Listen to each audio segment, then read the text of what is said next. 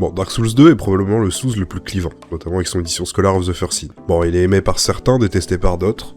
En même temps, le jeu il possède différentes mécaniques et aspects qui divisent pas mal. Néanmoins, perso, moi je trouve que le jeu il est excellent. Et contrairement à ce que les gens peuvent dire sur le jeu, en tant que c'est le moins Souls des Souls, ce qui veut absolument rien dire d'ailleurs, ce dernier a clairement le mérite d'être joué.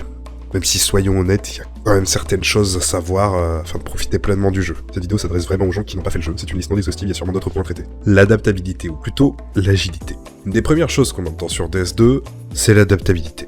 Alors la croyance commune voudrait que ce soit l'adaptabilité qui augmente les roulades, c'est faux.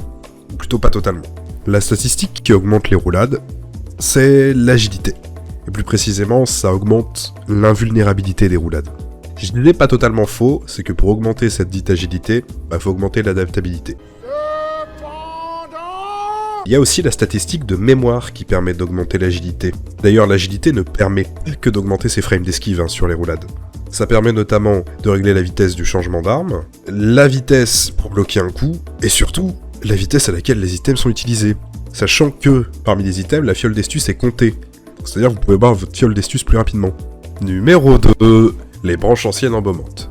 Alors c'est déjà présente dans DS2 de base, mais on va dire qu'elles sont un peu plus exploitées dans Scholar of the First Sin. Ces dernières permettent de dépétrifier les statues qu'on voit un peu partout dans le jeu.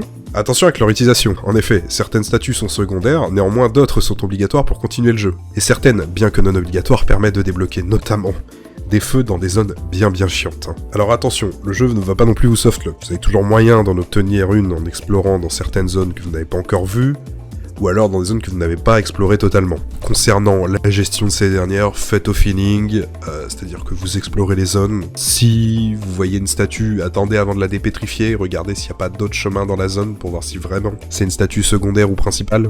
Dernier point un peu plus léger, qui concerne les ennemis du jeu, et plus précisément leur zone d'aggro. En effet, les mobs dans DS2 ont une zone d'aggro de fous furieux, sans parler de leur placement qui est bien ignoble aussi. Ce qui vous forcera généralement à tous les buter, enfin d'être tranquille, du moins pendant l'exploration de la zone et même sur le chemin du boss. Néanmoins, rien n'est impossible. Vous pouvez quand même rush sur certains niveaux. Petite parenthèse, ce que je ne conseille pas trop. Avec tout ça, vous allez avoir un tas d'âmes, donc n'hésitez pas à les dépenser. C'est probablement le Soulsborne, vous allez arriver au niveau le plus vite possible, avec Elden Ring. Voilou.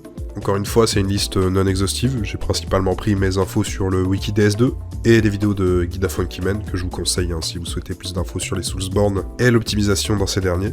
Allez, bisous, je m'envole.